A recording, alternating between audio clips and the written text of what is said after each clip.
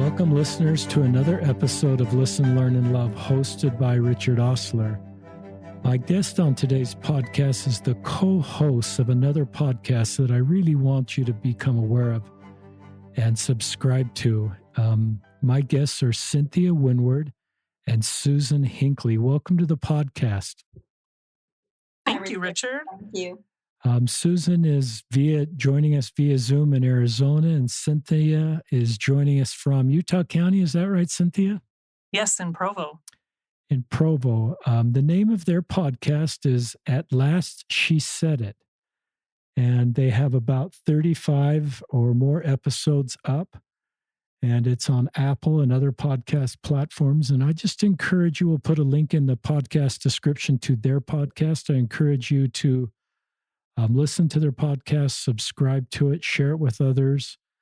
And my goal in this podcast is that you get to know these two wonderful women and the work they're doing, and especially how to magnify and understand LDS women's voices. Susan and Cynthia are dear friends. As I stepped in this space, they became mentors to me, really, and helped me navigate some of the more complicated issues in our faith. Cynthia was on our podcast way back in episode 21, and Susan was in episode 63, and that's like 300 episodes ago. And maybe someday I'll stop doing podcasts, and all these other podcasts that are starting up can kind of get us to the finish line and helping our faith create better space and understanding for people that have harder roads. So with that introduction, we're just going to have 4 segments of the podcast. The first one is, I'll ask a question and turn it over to you women. What is the main goal with your podcast? And the acronym here is ALSSI. At Last She Said It.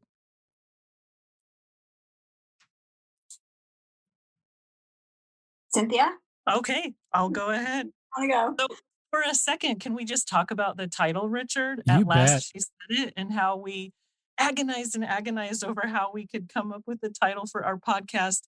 And I had an experience I want to refer to, and it was about 10 years ago when I was serving in Young Women's, and I would go to Gospel Doctrine first, and then I would go to Young Women's second. And I sat near a couple of my friends in Gospel Doctrine that also would then just kind of walk across the hall with me and go to Young Women's.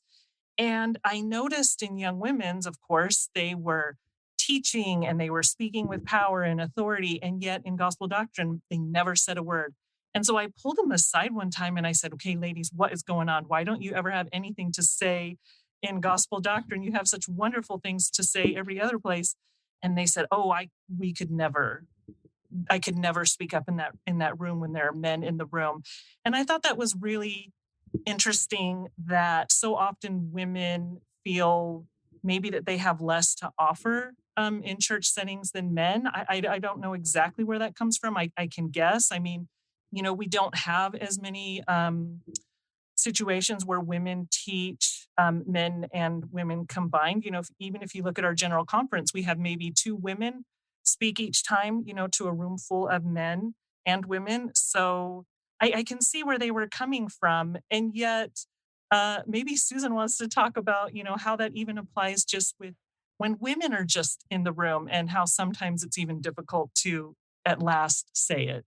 Well, first of all, some people are just shy, Cynthia. So I would have been one of those women that you're talking about who never dares to say anything in Gospel Doctrine. And I really don't even dare to speak up that much in Relief Society unless I have some measure of control. So, I'll just put it out there right now that I've been teaching Relief Society in my current ward for almost 7 years. And so, I've gotten used to that. But if I'm not the one controlling the conversation, it's still really, really hard for me. I'm an extremely shy person. So there are a lot of women who just aren't comfortable speaking up.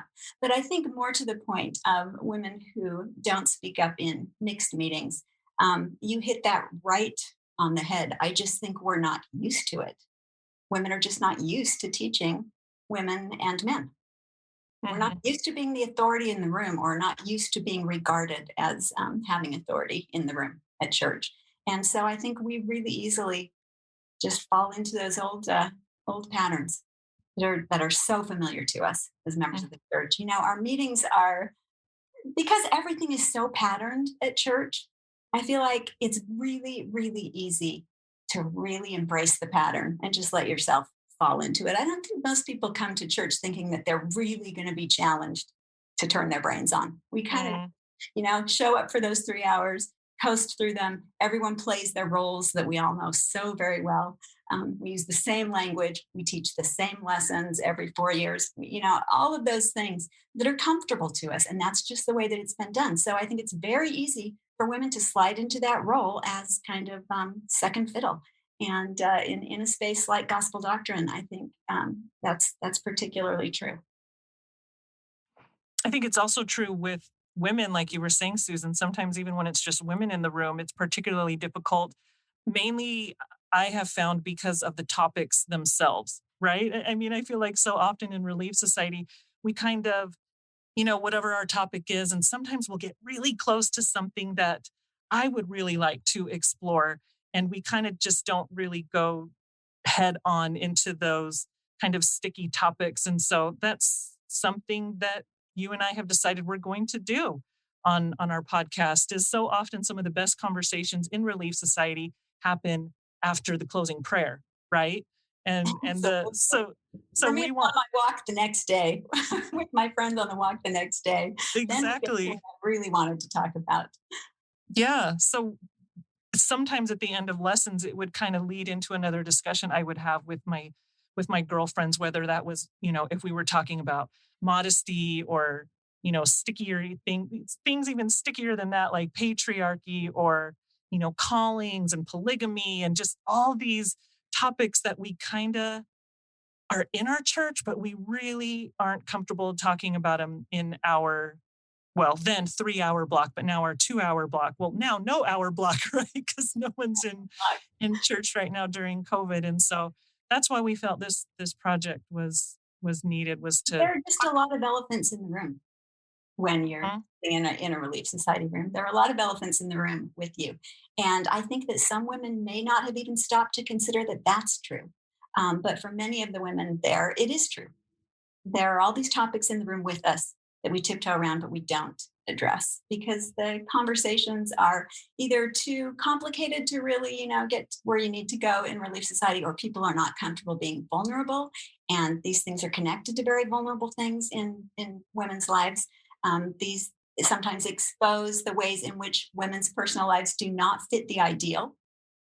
A lot of families look different, and women's situations and lives are different, and their ideas and beliefs are different, but they're not used to really showing up with all of those things at church. So there are a lot of other things in the room with us that keep us from getting to those things. And so really, what Cynthia and I hoped with this podcast is that we could start to shed a little bit of light on some of those other things that are there, because when we're more aware of the women sitting next to us, the things that they're carrying and holding, the very real issues that women are dealing with, when we're more aware of them. And Richard, you know this because this is what your whole podcast is about, right? When you know other people's stories, then you can love them better. And if we're meant to be ministering to these women, we need to know and understand them. But there really hasn't been a space in your average Relief Society lesson to get to that place. And so Cynthia and I wanted to provide a space where we could touch on some of those things that don't generally make it into the Relief Society lesson, but that impact the way that women feel about the things that they're teaching and the things that they're hearing at church. These things deeply impact women's spiritual lives. And so we really just wanted to open space. My motto is always make space, and then make a little bit more space. Because I've never felt like I personally had enough space at church. And so when I started trying to make space for myself, I realized, hey, that automatically creates space for someone else in the room. And so that's kind of really what we've been trying to do. That and, I just had a few things I've wanted to get off my chest for years. So I guess I thought to start a podcast so I could say that. Susan's personal soapbox, maybe? Yeah. It's a little bit of Susan's personal soapbox. Although, Cynthia, we try not to be too whiny, right? Yes. We try to speak respectfully and responsibly about things that actually are deeply meaningful to us also. We Absolutely. we love the church. We're not here to try to call anyone out or take anyone down. We're really just here to try and let some fresh air in on old ideas and see if we can encourage women to think in new ways about them and understand a little better the person who's sitting next to them. Exactly. We also really wanted to empower all women to have a voice in the conversation. We really want everyone who's showing up at church, no matter where they kind of fit on the spectrum of engagement or belief, to be able to say the things that they need to say. I think that inability to say the things, to speak the things in our hearts, is one of the things that sort of leads people out of the church, frankly. If you don't feel like you can say the important things to you and the things that are really weighing on your spirit, then our church really isn't meeting your spiritual needs, and you are likely to look elsewhere for that. I don't know. What do you think about that? Are you asking me or Richard? Either one of you. I mean, do you think that's true? Do you think that not having a voice in your religious setting kind of just shuts down your spiritual life in a way? Oh, absolutely.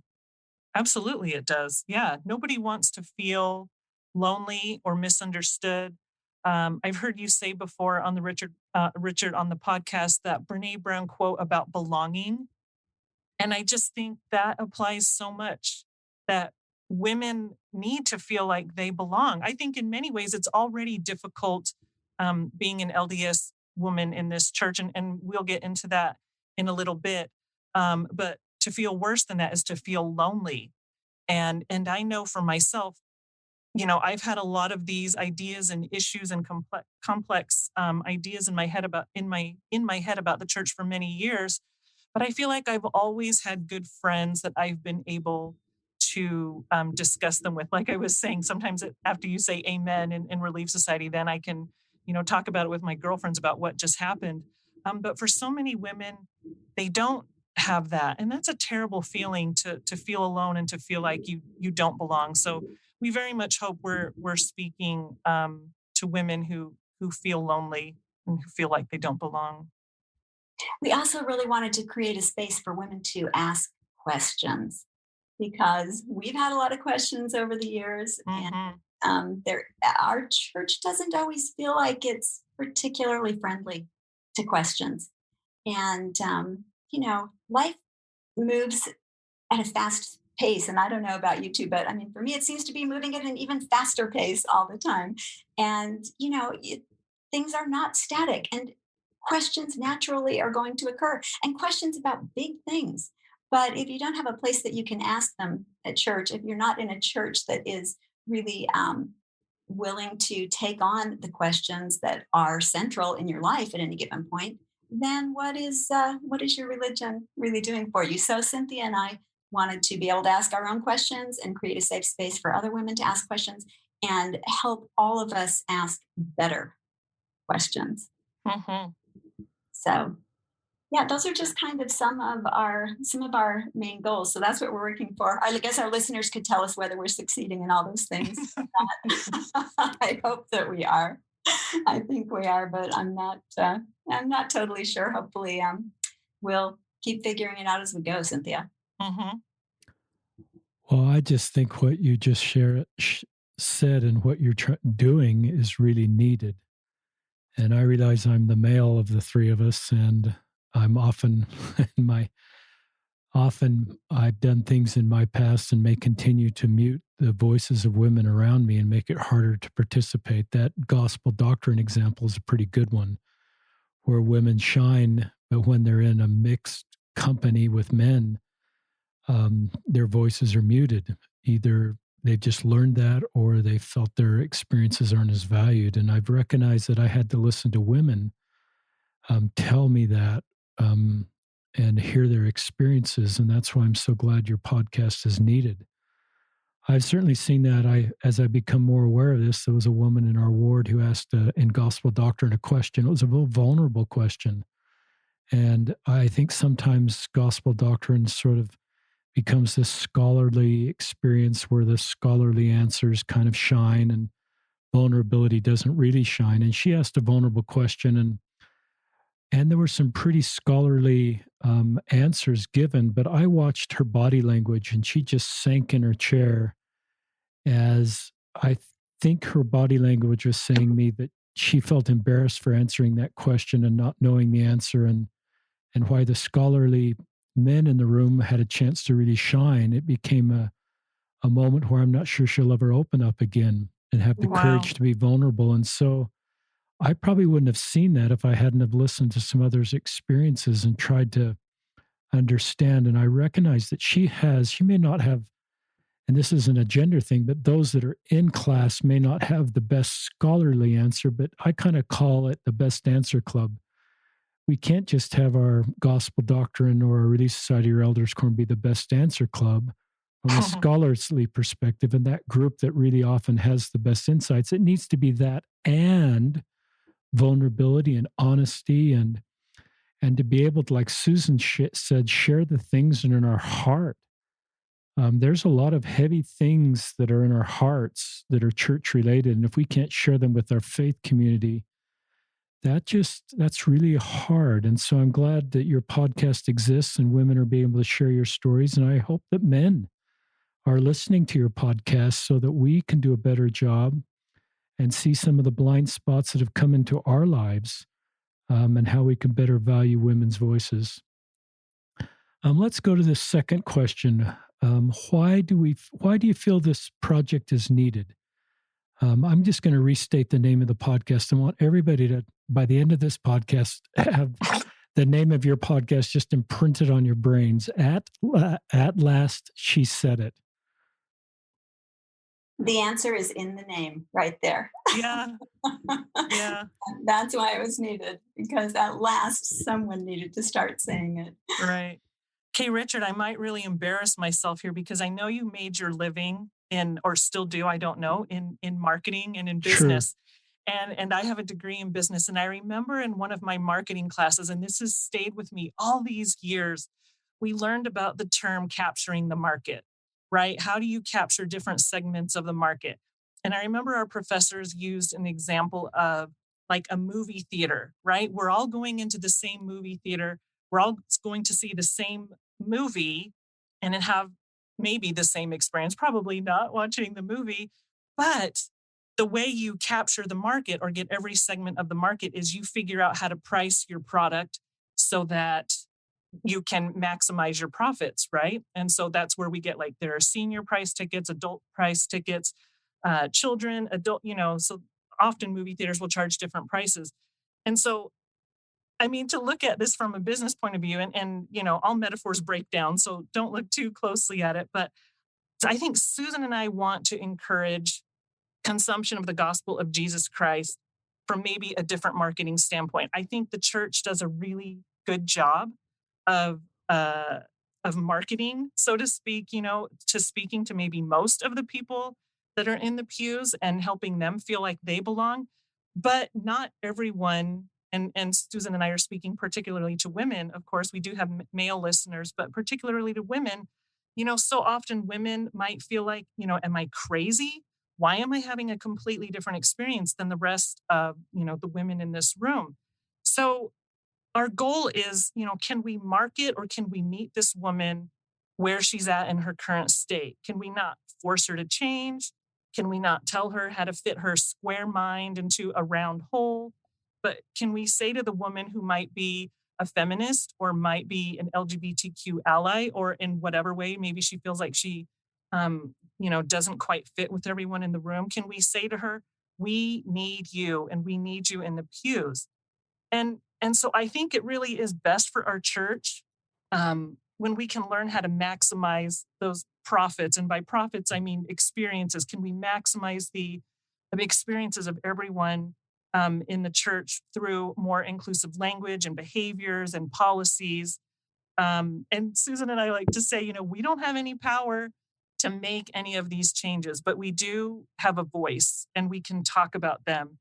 And hopefully We can say to some women, because we have felt it ourselves, I realize what this is costing you sometimes to come to church. And we could, with my metaphor in marketing, you could go back and forth. Is the price less for women, to sit in the pews? Is it higher? I would say personally for me, if I'm looking at maybe my experience compared to my husband's, and that's just one experience, it's harder for me.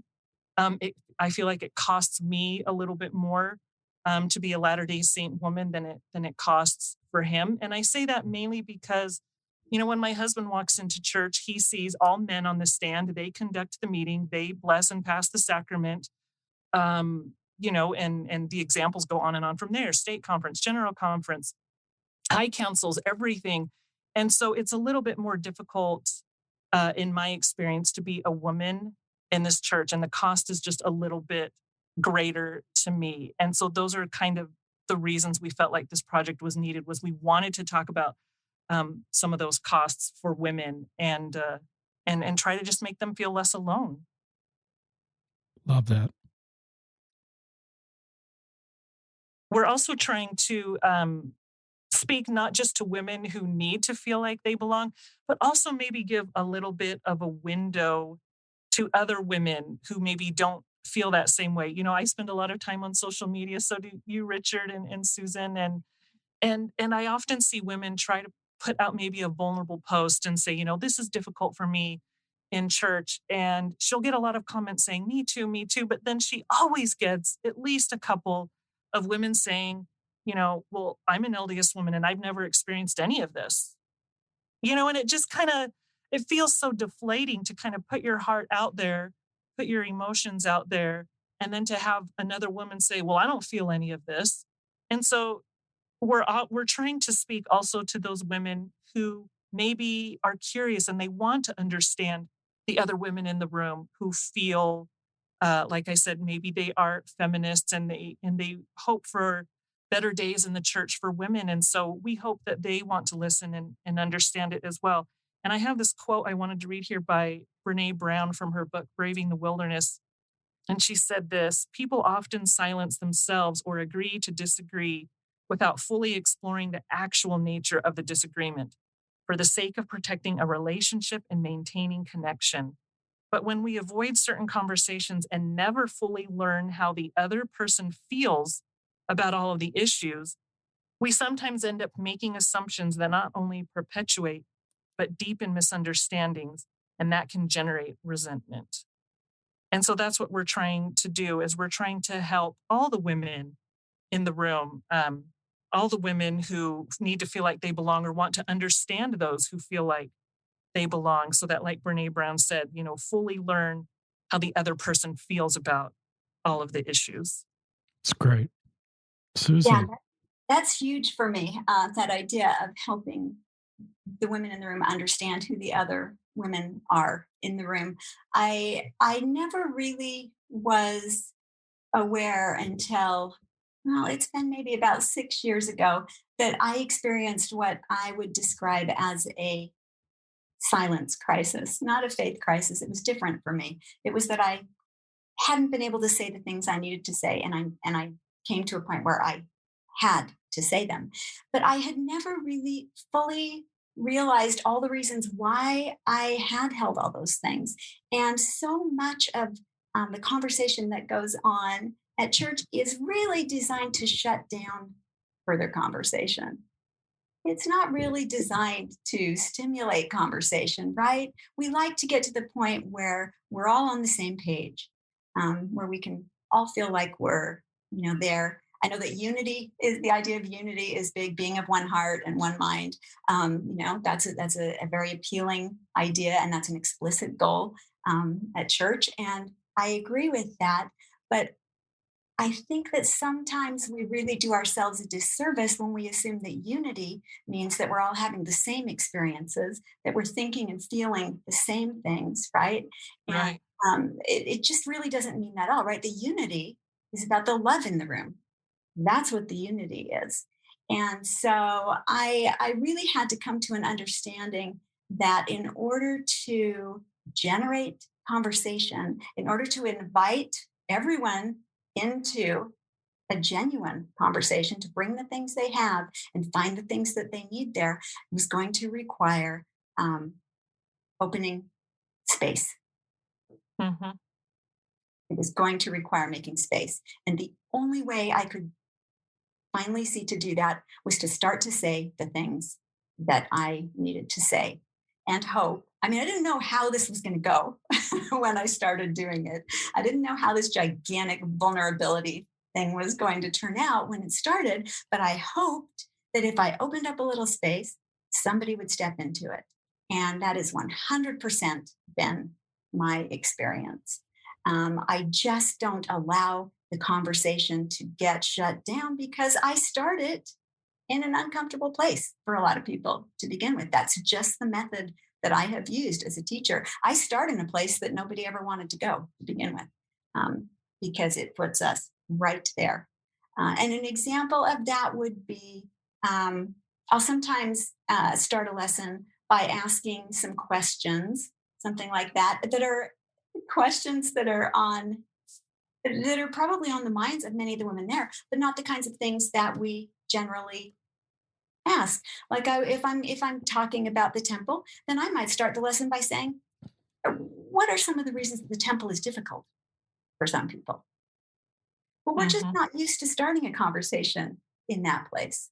And I'm willing to say, well, here's why the temple's difficult for me. That's the first thing that has to happen. I have to be willing to go first. So I do that and ask the questions, and always, always, always people step in. But it requires getting out of our collective comfort zone. And there's a lot of uncomfortable shifting in your chair that goes on when you're in my Relief Society, especially. I think women expect it from me now, but in the beginning, there were a lot of alarmed faces.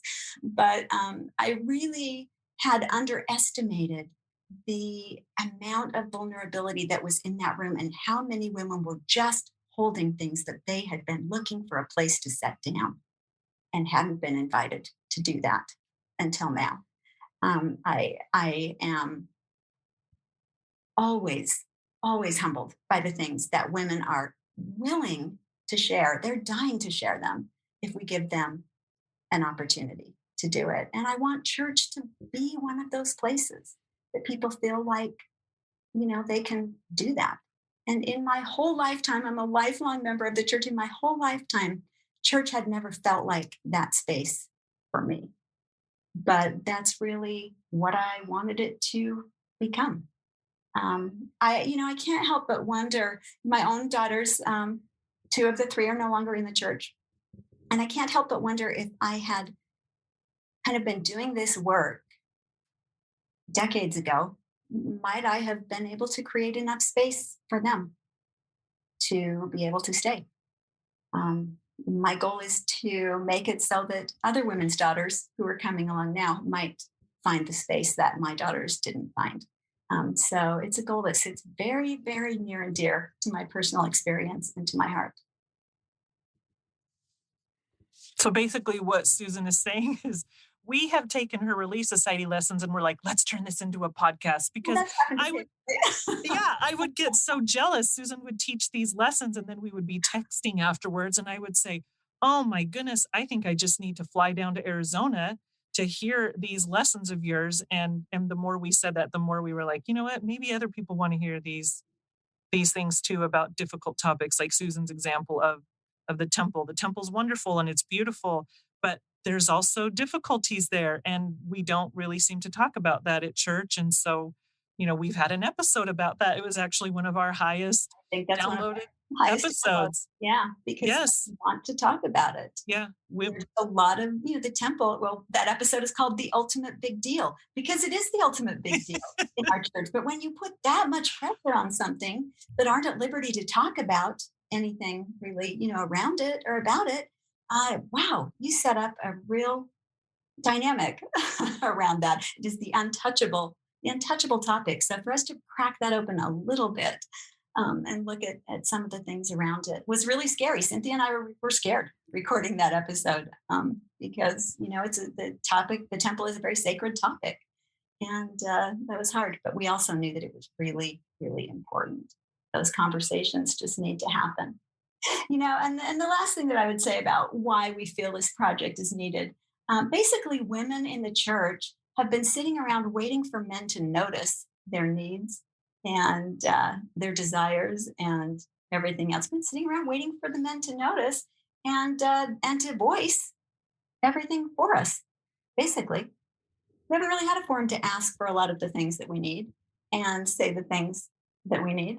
In my experience, as a woman who's been married for almost 40 years now, giving hints or waiting for my husband to notice things that I might need or want are not as effective as Doesn't work. Let's just say I've been disappointed in more than one Christmas gift when I failed to just come out and say, this is what I'd like. Sometimes we are not communicating the messages that we think we are when we are not direct in expressing the things that we need to say. And so for the women of the church to have spent, what are we at now, 200 years waiting for the men to notice things for us, ask for things that we need, receive revelation for us, all of those things. It could be that we need to take a little bit more responsibility for giving those things voice. Mm-hmm. And then the last thing is that no one else is doing it. True. And we did a lot of research before we started this podcast, and there just weren't a lot of women's podcasts out there speaking to the kinds of things that we wanted to talk to. I guess that's why we needed to hear it and say it so much, because we weren't finding it anywhere else. So I don't know why there weren't. That kind of surprises me, but it's been a real privilege to be the women to kind of step into this space. Don't you think, Cynthia? Huge privilege, because then we hear so many stories from women, lots of feedback from them. And that's kind of a sacred place when you hear such tender stories from women. Most of them write through like private messages. So things they probably still wouldn't dare say out loud, right? They'll say it to us. And we can all kind of share in that together.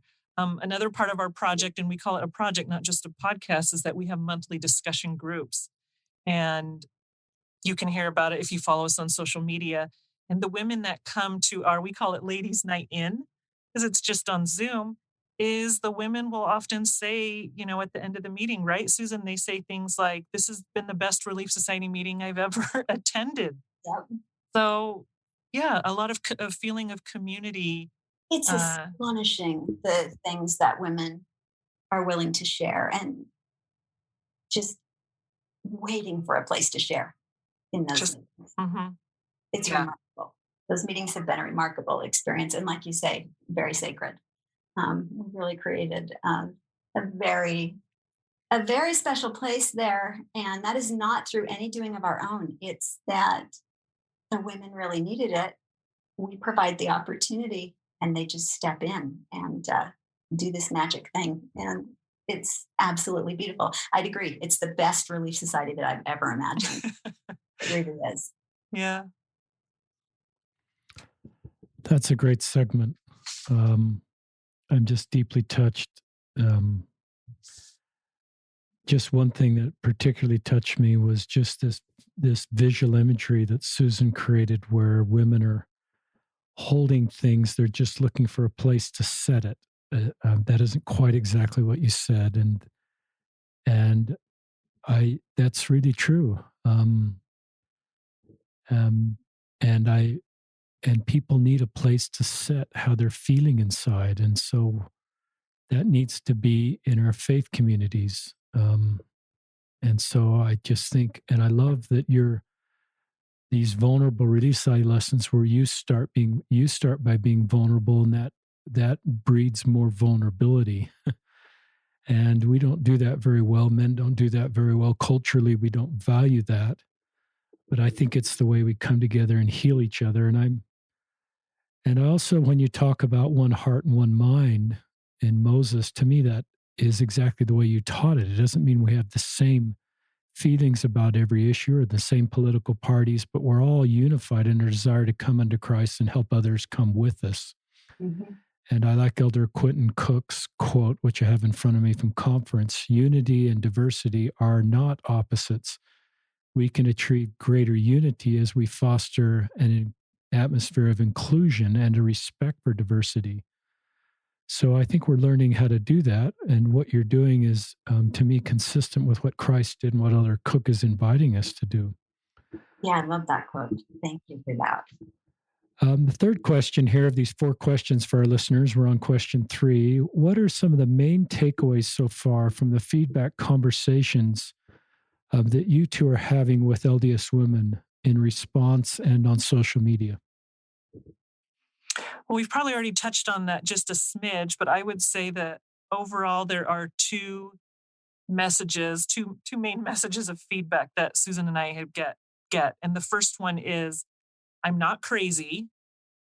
And the second one is, I feel less alone. And so we've kind of already touched on that. But I mean, and one thing that makes this project, I think, successful is that Susan and I have completely different personalities, right? There's some overlap and we have similar interests. We both love cake and pie and, certain TV shows and things like that. But for the most part, Susan and I are quite different. And I remember saying this, I went back and listened to the episode. I was on, Richard, of your podcast way back in the beginning. I think it was episode 21. Right. And I think I even said on that episode that for most of my life, probably until about the age of 40, the church worked splendidly in my life. And I completely felt like I fit in. I never would have been one of those women who was like, I feel alone. I don't feel like I belong. But I mean, life has a way of happening. And all of a sudden things happened in my life. And for the first time in my life, I felt like I didn't belong. And so I know Susan can speak to this about what her personality is. I don't need to speak for her. But Susan's had a different experience in that way, maybe the opposite, Susan. And so for me, this has been really meaningful because in many ways, I can kind of look at my life before and I can kind of look at my life after everything crashed. And I never had a faith crisis either, like Susan said. Susan said you had a silence crisis. I had a silence crisis. Yeah, I had a life crisis. Like for me, it was just things all of a sudden in my life were spinning out of control. And I didn't know how to stop the spinning. And for the first time at church, I felt like, oh my gosh, I don't feel like I fit in anymore. And so I can really appreciate when we get feedback from women who say the same thing to me. I felt like everything was going fine. I had the husband, I had the kids, I had the temple marriage, I had, stayed at home, whatever. And then something happens and it's always different. I mean, there might be some overlap, but that's kind of been my favorite part when we get feedback from women is there are a whole lot of commonalities, but so often what causes whatever faith crisis, silence crisis, or life crisis, whatever we call that crisis, the crash, whatever causes that crash, it's different. It's so different because we are all different. We all have these different personalities. And I think that's also something that's really helped Susan and I as we discuss some of these sticky topics is that very often Susan and I are coming at it from maybe different experiences that we've had throughout our life. Wouldn't you say, Susan? Definitely. We have different experiences. We have different personalities. We have different approaches. Yeah, it's amazing for two women who grew up in the same church, really how different our approaches and experiences have been. But I think that's part of what makes this podcast more useful to women is that if they don't identify with you, then maybe they identify with me and that's your type altogether. But at least they can at least, I think, find something to latch onto in one of our stories. And we've also got about a decade between us in age. And so, Cynthia is able to fill in some of the gaps for younger people that I grew up in a different time then. And as we all know, that the church is actually quite different depending on where you live in it, and what age you were coming through the various programs, what you participated in or didn't, what you learned or didn't. Those things are very different. So I think that we bring a pretty good variety of things. Cynthia and I actually met each other volunteering together in an online support group for Latter-day Saints who find themselves in some kind of crisis like Cynthia refers to. Mine was a silence crisis. Hers was a life crisis. Many people find themselves in faith crisis. And that's where we sort of met and got to know each other, is that both of us were working there. But the fascinating thing to me in the feedback that we've received from women is how many women seem to be experiencing some kind of crisis of their own, whether it's faith or life or whatever it is that they've gone to turned to listening to podcasts in hope of finding something to help them, help support them and sustain them in where they are. We have a lot of listeners who are in some kind of crisis, and so we get the feedback quite often that we are providing a lifeline that they otherwise weren't finding. And that is enormously humbling and a huge, huge responsibility to me. That feels like such a weighty responsibility. And I want to do it well.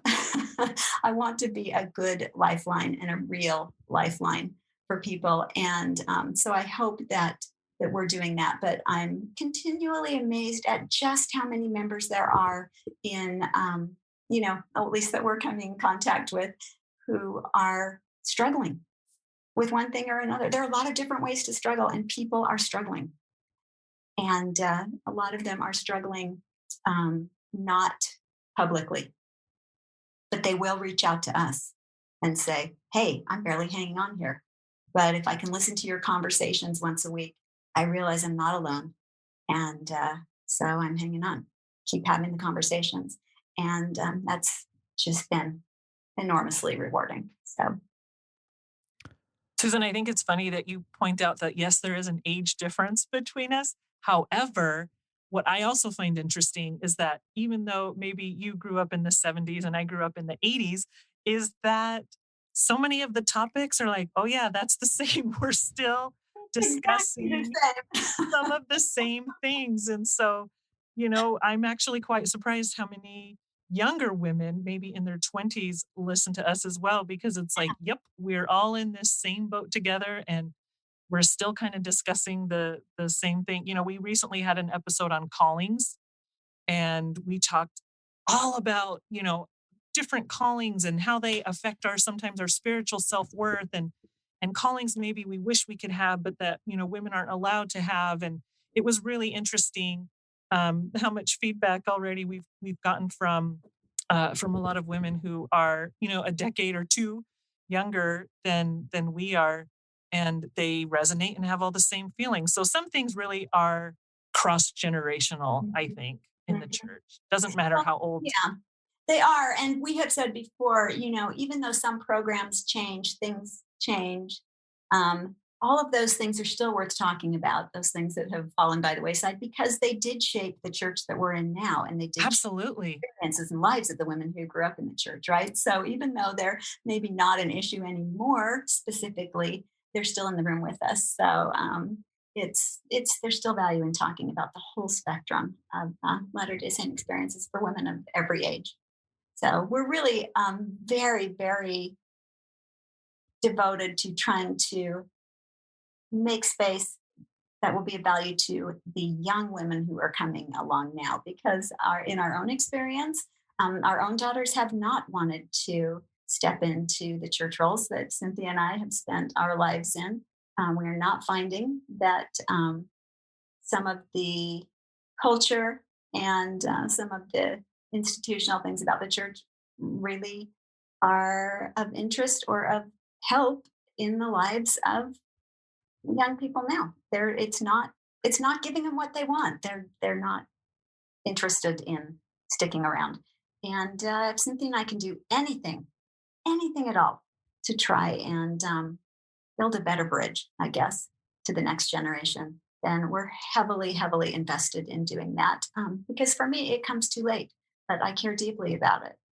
So, yeah, I agree. I think that's been the hardest thing for me, is to see my daughters and how they have struggled in the church and how it's just not resonating with them. And I don't know what to do about that. I mean, I feel like I've showed them, Susan and I have an episode, a 2-part episode actually called Uncrossed Bridges, and where we kind of say to our daughters, look, we're showing you how you cross this bridge. We're showing you how we have made it work as women in this church, who maybe, wished things were different, but they aren't. And so this is kind of how we reconcile things and make things work for us. And so that's been really difficult to look at our own daughters and say, look at this bridge we've built. And for them to say, I'm not interested.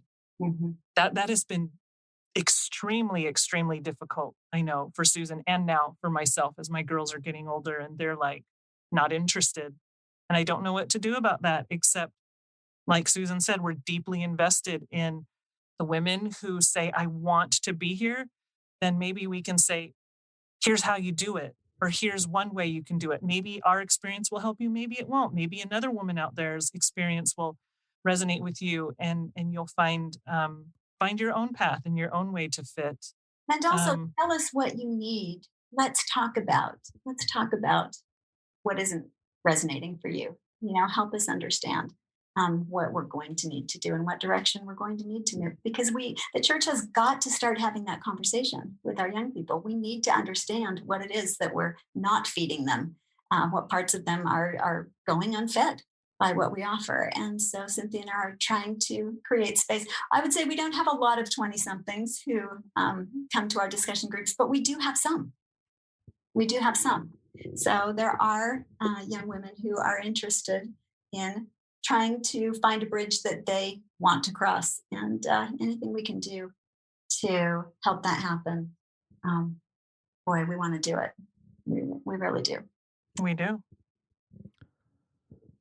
For our listeners, just to reference some of the podcasts that have come up, The Ultimate Big Deal, which is about the temple, is episode 24 on Cynthia and Susan's podcast. And This Uncrossed Bridges, part 1 and 2, is episodes 29 and 30. I encourage you to check those out. And one of the things you said earlier that resonated with me is some women aren't having, they're not having an experience like you're having, and everything kind of works. And I think Susan mentioned that. And I think what I've learned is that I think people can be having different experiences, but let's don't invalidate. So if you're a man or a woman, I don't think either of you women did this in inferring this, but if you're having an experience at church and none of this resonates with you, and everything's working for you and you're having positive experiences, and there's a lot of people in our faith that are experiencing that kind of experience at church, be open that there's people around you that are having a different experience. And it's not because they're less faithful or less committed to church or they're not reading. It's just because they're having a different experience. And so I think for those of us that are not having that kind of experience, I think this is why a podcast like these two women are helpful, is you can listen to their voices, and you're hearing some of them here to help us. And I'm kind of in both worlds, to be honest. I can be more aware of people around me or people not attending that are having a different experience. And that's what I think ministering is. Let's go to the last question in our last segment, if I can find it here. Here it is. What could make the biggest positive difference in our personal church experiences as LDS women? Well, I'll lead off on this one. For me personally, being able to be myself at church would be transformational. I can hardly even imagine it. I'm making progress toward it. I'm making progress, but I've been working hard at it and with a lot of intention for, like I said, 6 years, just trying to make a little bit more space for myself, and then, feel at liberty to show up and fill that space once I've created it. So that would probably make the biggest difference in my church life. And I hope someday to realize that goal, that I can show up in full as the whole Susan Hinckley and feel comfortable being there in my Mormon skin.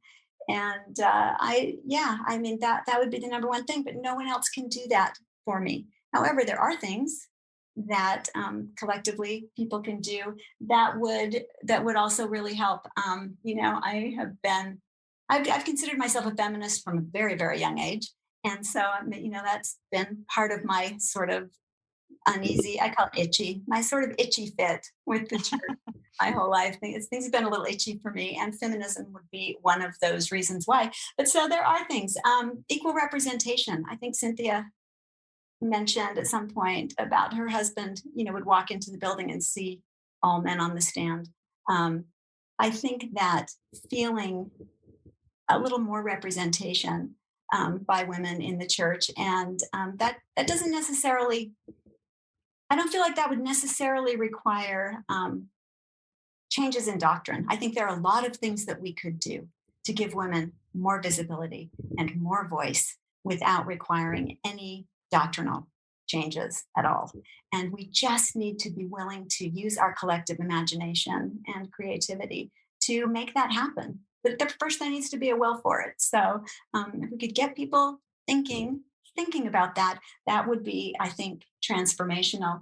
And then, we hear often our leaders say at General Conference, and there have been a few specific talks that I can think of where they have been begging the women to speak up. We need your voices. Was it President Nelson who gave a talk? Yes. Really, yeah, saying that we need women's voices, please speak up. But as Cynthia mentioned in a recent podcast episode, where? Speak up where? Because there needs to be a place for women to say those things and to be able to speak up in ways that meaningfully contribute to what's going on in the ward. So it's great to encourage the women to speak up, but then there also needs to be a place where they are heard when they do. And so that's another place that I think may require some creativity and imagination to open up some space for women in leadership that doesn't exist now. And the last thing that I will say about that is that that, of course, brings us to one of the giant elephants in the room, which is always going to be priesthood. And I think some people probably take one look at our podcast and think, I don't want to hear a couple of women go on and on and on about how they want ordination for women. I'm afraid that anytime women start speaking at church, there's bound to be someone who is going to assume that we're agitating for ordination. And that is absolutely not the case. I am a strong believer that the priesthood keys are in place in a ward that would allow women to operate with a little more autonomy than we are now under the keys that are already in existence in our organization. Women do not require ordination to do a lot of things that can make a meaningful contribution in a ward. It's just going to require expanding our thinking. And we've already seen some of those things happen. Women can witness baptisms now, for instance, and there was no doctrinal change that needed to happen there. There are just a lot of policy things that are frankly habit. We're used to seeing men in some callings and women in other callings. And we could change that if we get the collective will to do that. And so those are things that would make a huge difference for me personally. Anything that you can think of, Cynthia? Yes, lots of things I can think of. I'll speak quickly, though, just to equal representation as well. And like Susan said, we are not activists. Probably similar to your focus on your podcast, Richard. We're not actively out there picketing for change in the church. We're just trying to say, okay, what can we do now with the current system we have now so that people feel less alone and they feel like they belong?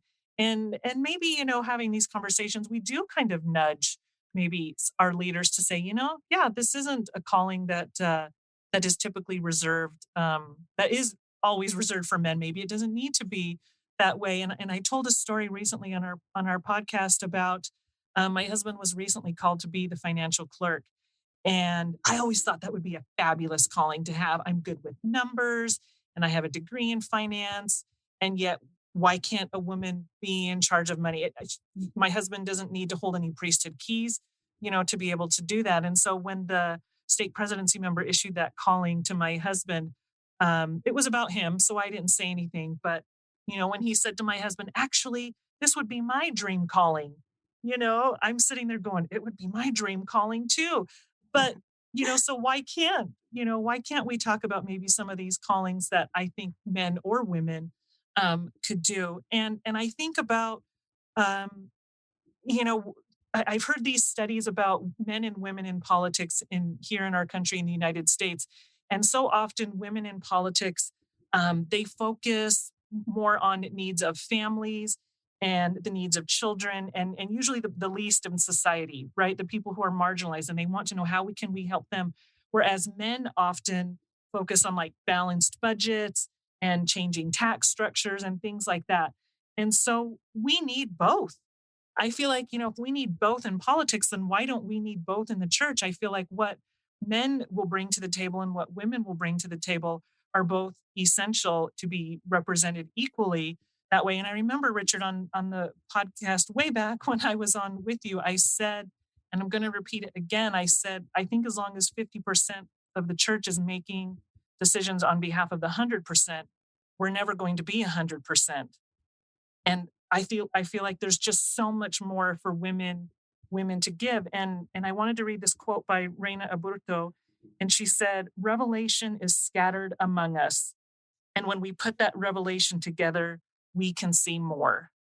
And that's really what I want. I want for us to see more. I love this church. I've given my whole life to it, but I can see so many blind spots and so many ways where I feel underutilized as a woman, where it hasn't been relevant for my daughters, and that has broken my heart. And my friends at church, and we talk about these difficult things. And I just think, like Sister Alberto said, our revelation together would be so much more. And that's what I want. I want more for us. I want us all in the room, men and women serving together, sharing our collective experiences and figuring out how we can make this church better for everybody. Amen. I'm just so touched. There's so many thoughts that come to my mind. Ben Shalati, a gay Latter-day Saint at BYU, on his podcast, Questions from the Closet, talked about the brother of Jared and talked about being led to a new promised land that they had never seen before. And he talked about in the context of creating a new promised land for LGBTQ Latter-day Saints that we can't quite see right now. But the same new promised land needs to exist for Latter-day Saint women. Mm-hmm. And we're not, and I love that story in Jacob, the brother of Jacob, that talks, that was a physical promised land, obviously, but I think you're talking about, and that's what I think is the beauty of our church with continuing revelation, but it takes thinking outside the dots. It takes creative thinking. It takes setting aside sort of assumptions. So your point about, could I be a financial clerk, and does that a change of doctrine? We could have said the same thing about women witnessing baptisms. Well, that seems a bit out there. And then it's now part of the new promised land, so to speak. And so yeah. I think we need to hear women's voices that have ideas on what the promised land is and not call them unfaithful or not question their commitment to the church because they have a feeling like I could be a financial clerk. And to be honest, that is my dream calling, and not to have a man react to that, or even another woman, and say, well, that's not in the handbook that way, or that's not the way it works. And sort of back to, have a place to set the feelings in our heart and validate how people feel, and recognize both of you women and all the women connected in our church have incredible contributions to help us get to that promised land and help us in this promised land, so to speak. And sometimes we mute those contributions and people don't feel. I think one of the greatest ways to feel like you belong is that what you bring to the table is needed and not muted in any way. And also, sometimes your difficult experiences aren't dismissed. When I was serving in my YSA assignment, someone suggested it was a simple thing, part of the New Promised Land, that when we were doing ward council, I should ask the women for input on the men's organizations. It's a very simple thing. I remember the first time I asked our Relief Society president, when we were working through an elders quorum issue in ward council, what her opinion was on that. She was a bit taken back. but I felt impressed that she would have insights, and this is why we canceled together. The primary president could have incredible insights into an issue in the elders' quorum as you are sharing. And that's part of counseling together and bringing all of our ideas together to solve word problems. But we need everybody's ideas to help become the body of Christ. Another thought is my sons and all men need to listen to this podcast. I know you're creating a safe place for women, but men, I encourage you to listen to this podcast because I think it will give you ideas on how to help, especially if you had priesthood responsibility for women or as a father, as a husband. I think it will give you ideas and to be a better priesthood holder by listening to women's stories. It certainly has helped me, and I have a ways to go in this area. And sometimes I get uncomfortable because I'm hearing things that are new to me. And brothers, when I hear that, I like to sit in that pain for a little bit or that dissonance and say, is this something that's actually going to help me grow in a way that I need to grow? And is it causing me to look inward and dismiss something that I've picked up that's not helpful? So sit with the dissonance a little bit, brethren, as you hear women's voices. Cynthia, I think a long time ago, pointed out a ward budget and how sometimes it's not equal.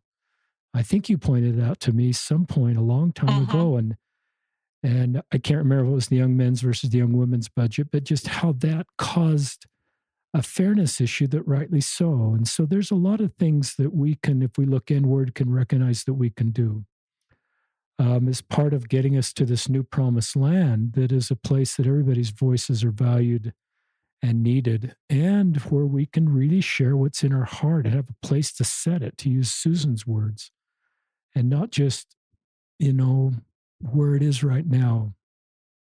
So turning it back to both of you for final comments. Oh, Richard, you're doing amazing work here. And really, we're just trying to sort of expand on what you're doing already in welcoming people to bring in their stories and to help us all see and love each other a little bit better. And we've tried to just sort of create a sort of parallel space just for women. We do have a lot of male listeners, and we are actually quite surprised and quite touched by that. It's been amazing to see how many men are listening and actually hearing things that they had never considered before. And that's so instructive to me because it shows a lot of why we are where we are. It's not that the ideas are necessarily taboo or, dangerous or scary or any of those things. It's that we just haven't ever considered them. We've never considered them collectively. So there's a lot of value, I think, in seeing things differently and thinking about things that we haven't ever thought about before and doing it together. And so hopefully between, the work we're doing and the work that you're doing and a lot of other people who are in this space with us, we're together going to build that promised land. I absolutely love that idea and that thought. A land where the full body of Christ is welcome because we need all the parts. So thank you for allowing us to come on and share today and for everything that you're doing.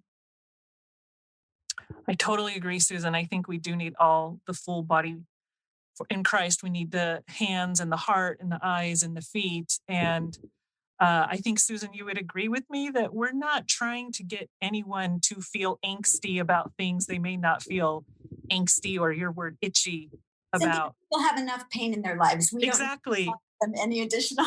Exactly. We're not asking people to be upset if they're not upset, but we are trying to just make space for women who are a little bit unsettled or upset. And then like you said, Richard, sometimes it's hard for you to hear probably some of the things you hear on your own podcast. And so we also recognize that some of the things Susan and I talk about are hard and not everyone is going to have the same feeling. We like to say your mileage may vary, right, Susan? And your mileage may vary. You may not get as much mileage out of the things we talk about, But we all are part of the body of Christ. And I absolutely believe we are stronger when we have more diversity in our pews. And that's my hope for our church, is that we keep expanding that tent. How did you say, Susan, in the beginning? Make space, make more space, and then make a little bit more space. Exactly. And that's my hope. That's my hope for this church. I want all of us there together, trying to figure out how we can emulate Jesus Christ more in our life. And hopefully, as long as we have that same common goal, how can we emulate Jesus? We're all going to be okay. We're all going to be okay, even though we see things differently. Mm-hmm. Thank you, Susan and Cynthia. I just love our restored doctrine, listeners. Those core truths that came through the restoration of premortal life, heavenly parents, co-equal heavenly parents who we can have a personal relationship with, the atonement of Jesus Christ that heals our woundedness, this beautiful plan of salvation. But I think sometimes our culture and some of the things that institutionally come into our lives keep us from connecting with that beautiful restored doctrine. And I think that's one of the things I love about what Cynthia and Susan is doing, is helping us improve so that more can connect with that core healing doctrine that's so unique to our church and so fundamental to my testimony. I also, listeners, take on the name feminist. I've been comfortable taking on that label to describe what I, as part of my baptism covenants, to sort of amplify the voices of women and better walk with them. But I also recognize culturally, I'm less judged sometimes for taking on that label than women are. And you're smiling there. And so when Susan said I'm a feminist, I recognize that in this weird way, I've sensed it's almost easier for men to say that and feel less judged by fellow Latter-day Saints than women, because there's some sort of angst that comes with that. So to me, let's humanize that word, and let's not use that as a word that's divisive. It's a word to me that just is a reflection of baptism covenants to want to help others. And it's not a word that should divide us. So that's a couple just closing thoughts. And please, listeners, go check out this podcast, subscribe, listen to their episodes. At Last She Said It, Cynthia Winward and Susan Hinckley. And thank you to wonderful women and dear friends for being on another episode of Listen, Learn, and Love, hosted by Richard Ostler.